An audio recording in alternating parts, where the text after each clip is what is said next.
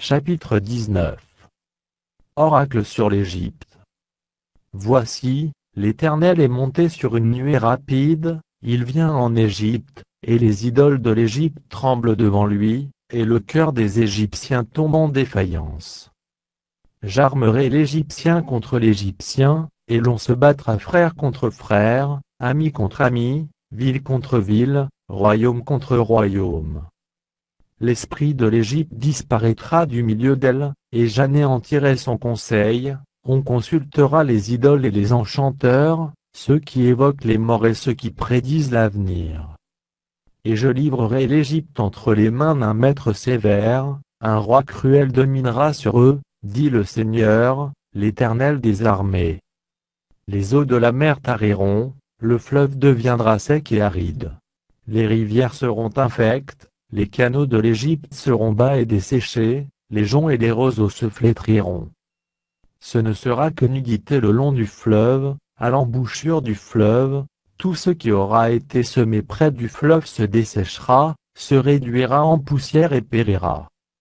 Les pêcheurs gémiront, tous ceux qui jettent l'hameçon dans le fleuve se lamenteront, et ceux qui étendent des filets sur les eaux seront désolés. Ceux qui travaillent le lin peigné, et qui tissent des étoffes blanches seront confus. Les soutiens du pays seront dans l'abattement, tous les mercenaires auront l'âme attristée.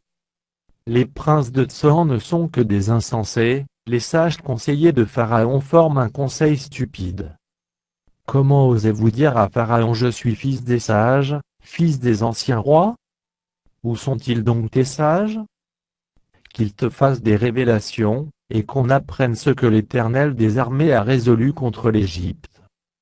Les princes de Tsoan sont fous, les princes de Noph sont dans l'illusion, les chefs des tribus égarent l'Égypte.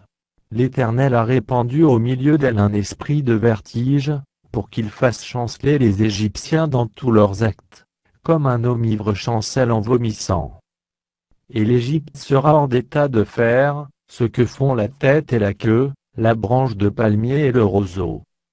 En ce jour, l'Égypte sera comme des femmes, elle tremblera et aura peur, en voyant s'agiter la main de l'Éternel des armées, quand il la lèvera contre elle. Et le pays de Juda sera pour l'Égypte, un objet d'effroi dès qu'on lui en parlera, elle sera dans l'épouvante, à cause de la résolution prise contre elle par l'Éternel des armées. En ce temps-là, il y aura 5 villes au pays d'Égypte, qui parleront la langue de Canaan, et qui jureront par l'Éternel des armées, l'une d'elles sera appelée ville de la destruction.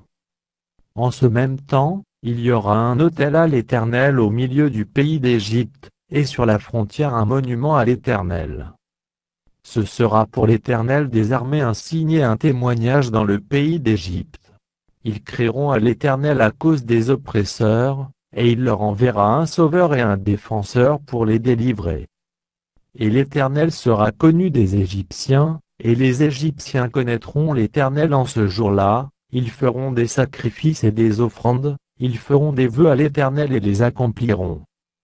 Ainsi l'Éternel frappera les Égyptiens, il les frappera, mais il les guérira, et ils se convertiront à l'Éternel, qui les exaucera et les guérira. En ce même temps, il y aura une route d'Égypte en Assyrie, les Assyriens iront en Égypte, et les Égyptiens en Assyrie, et les Égyptiens avec les Assyriens serviront l'Éternel. En ce même temps, Israël sera, lui troisième, uni à l'Égypte et à la Syrie, et ces pays seront l'objet d'une bénédiction. L'Éternel des armées les bénira, en disant béni soit l'Égypte, mon peuple, et la Syrie, œuvre de mes mains, et Israël, mon héritage.